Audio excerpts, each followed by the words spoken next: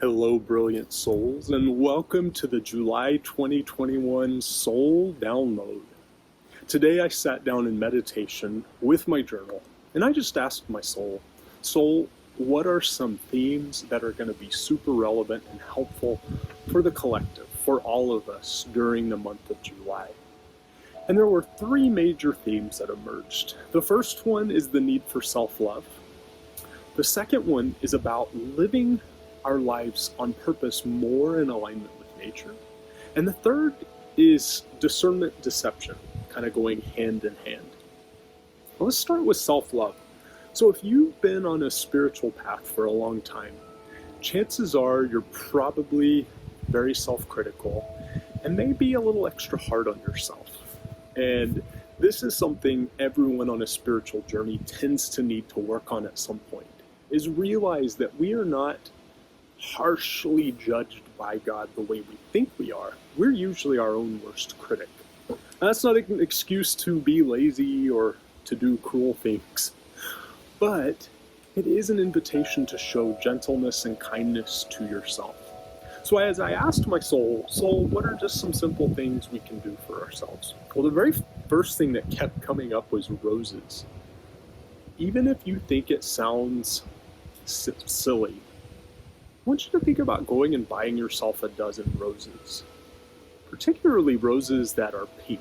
Pink is the color of unconditional divine love and the color of self-love. Grab some roses for yourself.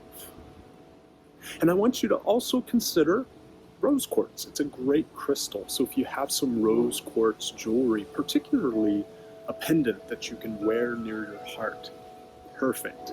Or sleep with some rose quartz next to your bed. It's also a great thing. Or at your workspace. I've seen, and I've never bought one, but I've seen those crystal water bottles. So the crystal is not actually in the water you're drinking, but it's enclosed in glass and infusing that crystal energy into the water. Those are great, so maybe get one of those. If you don't have one, put some rose quartz in it. And I have some rose essential oil. Very precious, very expensive, but amazing. In fact, as soon as I was hearing that in meditation to work with rose, I ran and grabbed my rose essential oil and I put a drop over my heart and over my abdomen. And it just was so soothing and nice. Then I took some deep breaths. I also want to just have you consider spending some money on yourself. You know, we can, especially for parents, especially for moms, you will do everything for everyone else, but often hesitant to do kind things for yourself.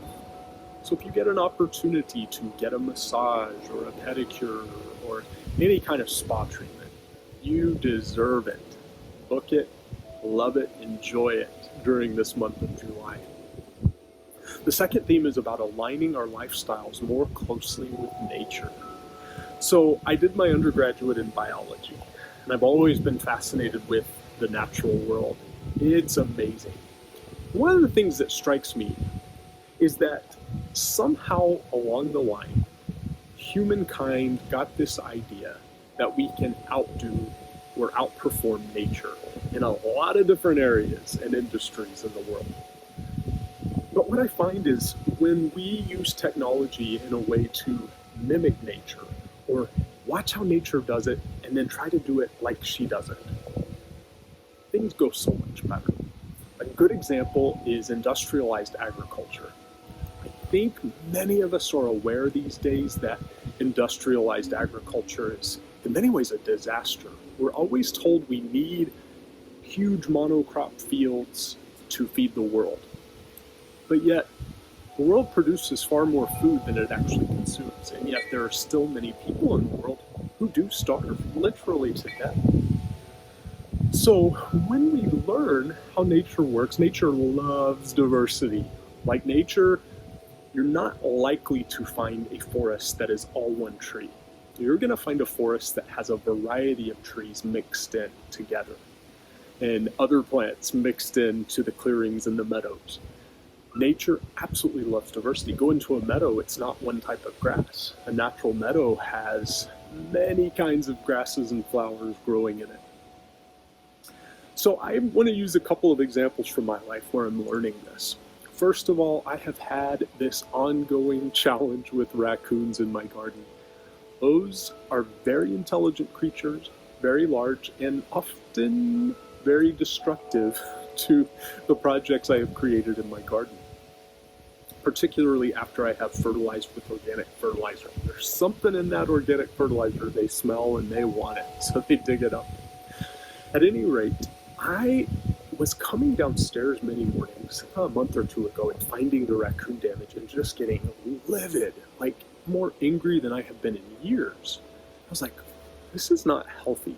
So I tried having a trapper come in and set traps. Those raccoons are too smart. They're like, I'm not climbing in that metal cage. Are you kidding me? So, needless to say, they didn't go in. Nothing I have tried has worked. I tried all these deterrents and things for my garden. I even put cayenne pepper powder all over my garden. I was like, these raccoons must love spicy food because they ate it up. Didn't faze them. So what I'm doing now is a new approach. I am watching their patterns. When I put that fertilizer, I know they love to dig. So I'm being a little more careful about the fertilizer, but I'm also trying to learn how to harmonize my garden with them. Those raccoons were here long before my house was or before I was. And I need to respect that. And as I can respect that and make my home and garden just a sanctuary for all animals. I love it when the butterflies are here. I love it when the hawks fly in. I love it when the red dragonflies are here. I love it when all the different birds come through. I love the squirrels. So I need to make peace with those raccoons because they are a part of nature and a beautiful part of nature and a very intelligent part of nature. The other personal example I want to use is, I think a lot of you might be able to relate to this. When I get dehydrated or don't have enough sleep, or even if I sleep weird on my back, I get tension headaches. And if I don't take care of them, they get really intense. And when they get really intense, the only thing that seems to work is ibuprofen.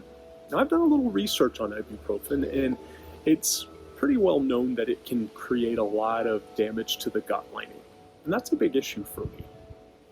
So there will be times when I get a lot of tension headaches and me, Mr. Natural Everything, my one vice has been the ibuprofen, and I'll pop them like candy knowing, oh my gosh, this is bad for my body.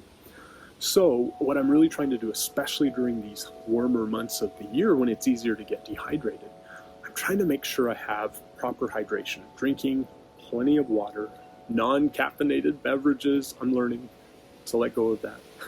And then having a lot of good trace minerals like magnesium in my diet.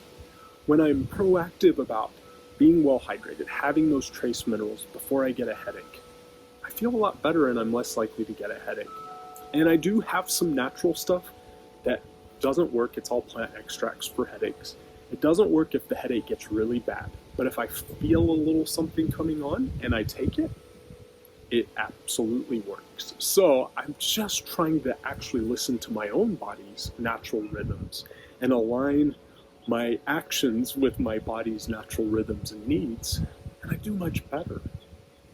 So the question for you is, how are you being guided to live more in accordance with nature? How is nature asking you to change your lifestyle to bring you more peace and joy and fulfillment and harmony with the planet herself? Definitely a good journaling question, something to reflect on in meditation. And I encourage you to do so. And that brings us to the last theme before I do a quick guided meditation with you. The last theme is about discernment and deception. So the question is, have you been allowing yourself to be deceived or mistreated by someone in your life? And do you deserve better than that?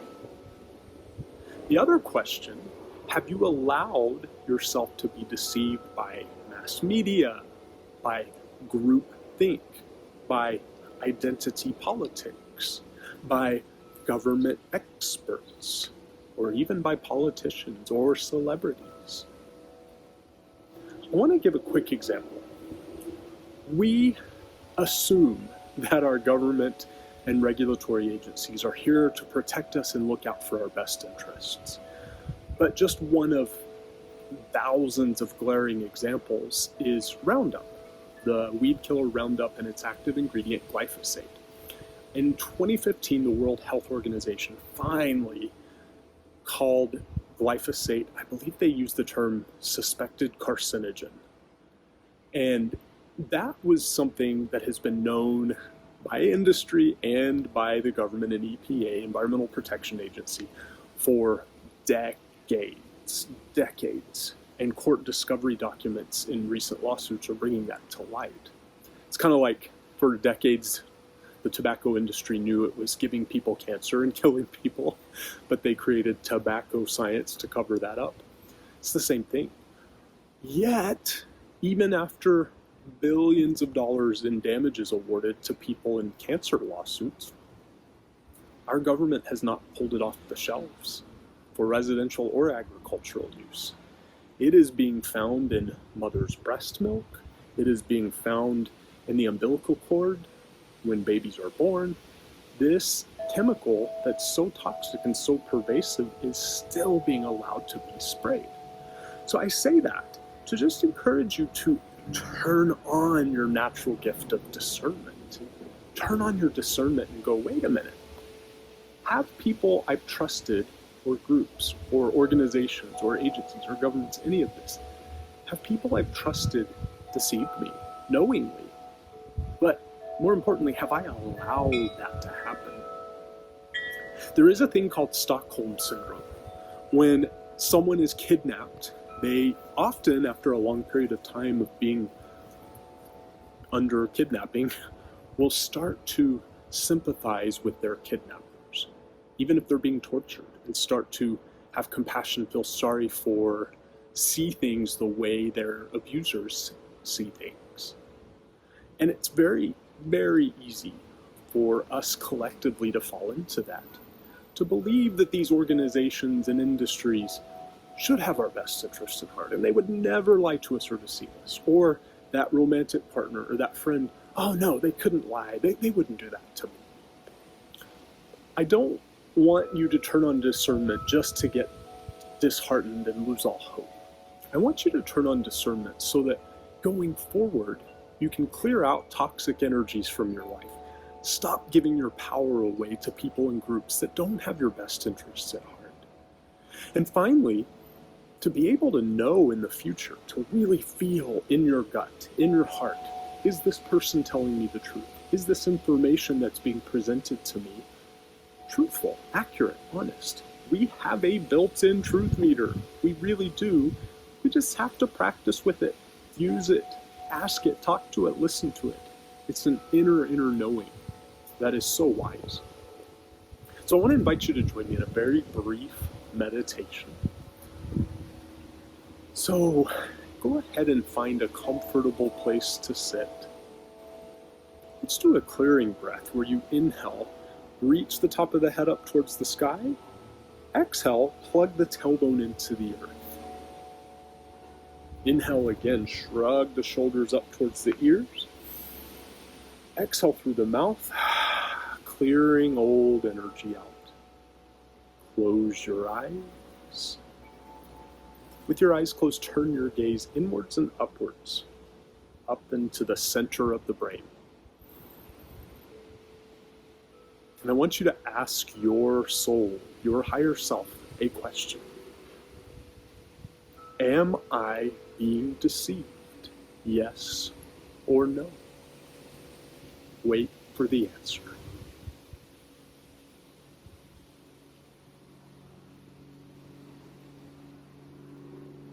And the next question, if I am being deceived, by whom or what?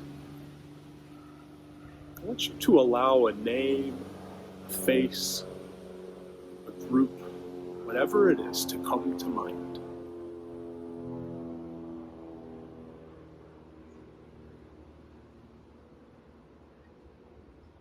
And then finally, I want you to ask your soul, how do I find the truth? And what do I do with that truth?